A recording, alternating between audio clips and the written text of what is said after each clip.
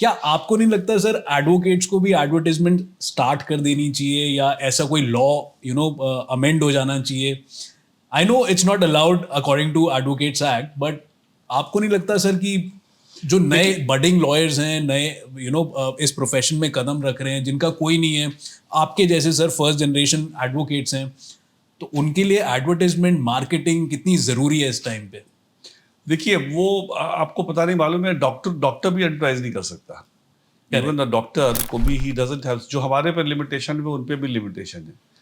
तो ये दोनों प्रोफेशन को थोड़ा एक डिफरेंट लेवल पे इसको एक बिजनेस के तौर पे नहीं कभी भी सोचा गया है।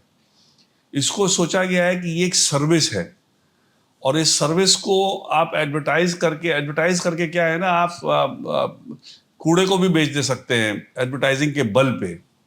इस प्रोफेशन में जो आपका हुनर बिक रहा है, जो आपका जो काबिलियत जो बिक रही है, जिसके वजह से आपके पास दूसरा क्लाइंट आता है, उस हुनर को कोई एक्सपीरियंस करता है, तभी उसके बेसिस पे दूसरे को बोलता है। जो जर्नी की मैं बात कर रहा हूँ कि एक से दूसरा आता है। अगर वो एक्सपीरियंस करके नहीं आपके पास आएगा और सिर्फ किसी के कहने पे आएगा, देखिए इसमें कोई ये नहीं है कि आपका बोर्ड देख करके कोई आपके पास स्ट्रेट अवे आ जाते हैं कुछ लोग ऐसे भी। बट मैंने जिंदगी में देखा है कि जितने केस बिना रेफरेंस के आते हैं, उनको हैंडल करना सबसे मुश्किल होता है।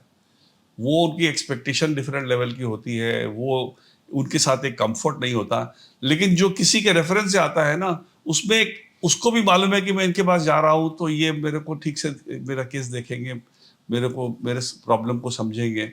तो इसलिए वो एक एक तरह का शुरू से ही एक बॉन्ड बनता है बिकॉज ऑफ द रेफरेंस।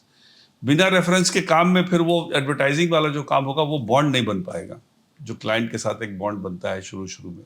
इसलिए मेरे हिसाब से एडवर्टाइजिंग तो सही है, नहीं होना चाहिए इन दोनों प्रोफेशन में, क्योंकि हमारे प्रोफेशन को थोड़ा एक नोबल प्रोफेशन माना गया है शुरू से ही, और हम चाहते हैं ये बना रहे।